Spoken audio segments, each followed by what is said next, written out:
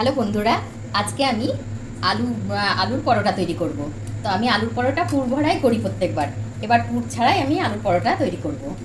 এই যে আলুগুলো, চারটে মতো আলু, বড় বড় আলু আমি সেদ্ধ করে নিয়েছি। সেদ্ধ করে এবার গ্রেটার দিয়ে একটু গ্রেট করে নিচ্ছি। হাতে একটু যদি মাখা যায় তাহলে গুটি গুটি থাকে, সেই জন্য আমি গ্রেটার দিয়ে প্রত্যেকটা আলুকে এরকম করে গ্রেট করে নেব। প্রত্যেকটা আলু আমি গ্রেট করে নিলাম। আমি আলু সেদ্ধটাকে অন্য থালায় নিয়ে নিলাম, একটু বড় থালায়। তারপরে একে একে মশলাগুলো সব দিয়ে দেবো। এই যে লঙ্কা কুচি দিচ্ছি,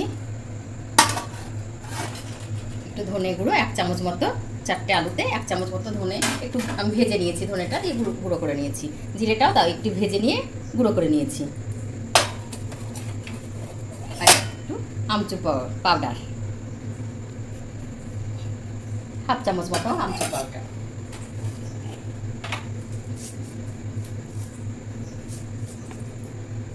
এইটা হচ্ছে জোয়ান, একটু হাতে এইভাবে ঘষে নিয়ে জোয়ানটা দিয়ে দিচ্ছি। আর কিছুটা কসুরি মেথি।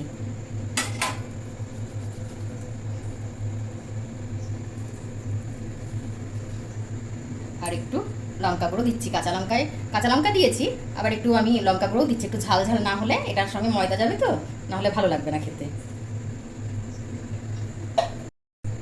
স্বাদ অনুযায়ী লবণ দিচ্ছি, লবণটা দেখবো আবার পরে দিয়ে দেব।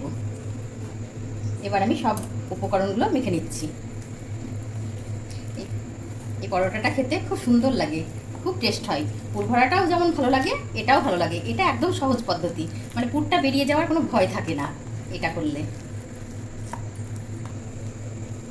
এই যে আমার আলুটা মাখানো হয়ে গেল, সেদ্ধ আলুটা সব কিছু মশলা দিলে। এবার আমি ময়দাটা রেডি করব। আলুটা রেডি হওয়ার পর আমি এবার ময়দা নিয়ে নিচ্ছি। 4টে আলুর জন্য আমি 4 বাটি ময়দা, এই বাটিটা নিচ্ছি। যেমন লাগবে ময়দাটা সেইভাবে নেবেন আপনারা, আলুটা যতটা নেবেন। আর 3 চামচ মতো বেসন নিচ্ছি 4 বাটি ময়দাতে। বেসনটা দিলে খুব খাস্তা হয়, মুচমুচে হয় পরোটাটা। এর মধ্যে আমি একটু লবণ দিয়ে দিচ্ছি, ওখানে একটু লবণ দেওয়া আছে।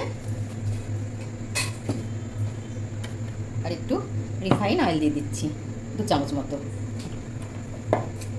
লুচিতে যেমন ময়ান দেয় ঠিক ওইভাবেই দিতে হবে। এটাই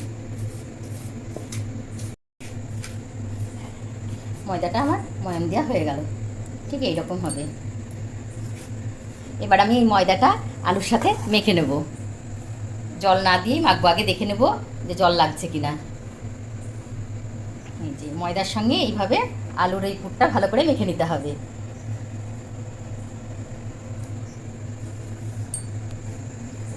আমার আলু সেদ্ধ দিয়ে এটা মাখা হয়ে গেল, আমার একটু কিন্তু জল লাগলো না। 4টে আলুতে 4 বাটি ময়দায় আমার একদম ঠিকঠাক মাখা হয়ে গেছে। এটা মেখে আমি 10 মিনিটের জন্য রেস্টে রেখে দেব। যেমন লুচি পরোটা যেমন ময়দা মাখেন, ঠিক সেইভাবেই মাখতে হবে এটাকে, পুরো আলুটা দিয়ে। খুবই ভালো, দারুণ টেস্ট হয় এইটা। একবার করে দেখবেন, খুব ভালো লাগবে। এই যে আলুর পুর দিয়ে আমার ময়দাটা মাখা হয়ে গেল।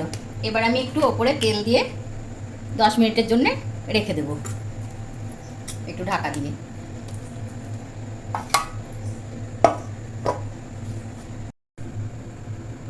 এই যে 10 মিনিট হয়ে গেছে, এবার আমি ঢাকাটা খুলে নিলাম। আমার ময়দা পুর দেওয়া, আলুর পুর দেওয়া ময়দাটা রেডি হয়ে গেছে। এবার আমি লেচি কেটে রুটির থেকে ওই রুটির সমানই করলেই ঠিক আছে, একটু মোটা মোটা করতে হবে রুটির থেকে। আমি গ্যাসে তাওয়াটা বসিয়ে দিয়েছি, আর এটা আমি একটু ময়দা দিয়েই বেলে নেব। এইভাবে আমি প্রত্যেকটা আলুর পরোটা বেলে নেব। এই যে এরকম রুটির মতো একটু বেলে নেবেন, রুটির থেকে একটু মোটা করতে হবে এটা। আমার তাওয়াটা গরম হয়ে গেছে, আমি তাওয়াতে আগে একটু সেঁকে নেব, তারপরে আমি রিফাইন অয়েল দেবো। এক পিঠ ভাজা ভাজা হয়েছে, এবার এই দিকটা উল্টিয়ে দিচ্ছি। ওই পিঠটা যখন ভাজা হয়ে যাবে তখন আমি এতে তেল দেব।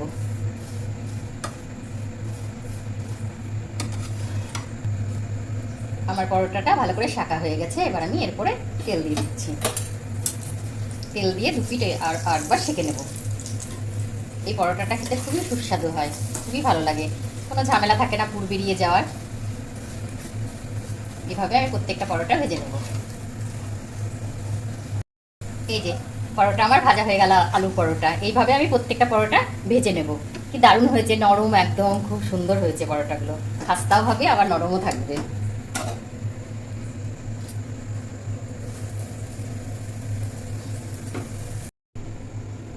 এই যে আলুর পরোটা রেডি। এই পরোটাটা আপনারা সকালে কিংবা সন্ধ্যে টিফিনে খেলে খুব দারুণ লাগবে খেতে। আর বাচ্চারা খেয়েও খুব আনন্দ, বড় ছোট সবাই আনন্দ পাবে। এটা সস কিংবা দই দিয়ে ভালো লাগে খেতে এই আলুর পরোটাটা। আমার এই আলুর পরোটাটা রেডি। যদি আপনাদের ভালো লেগে থাকে তাহলে লাইক, শেয়ার এবং কমেন্ট করবেন। আর অবশ্যই এরকম দারুণ দারুণ খাবারের ভিডিও পেতে চ্যানেলটিকে সাবস্ক্রাইব করবেন।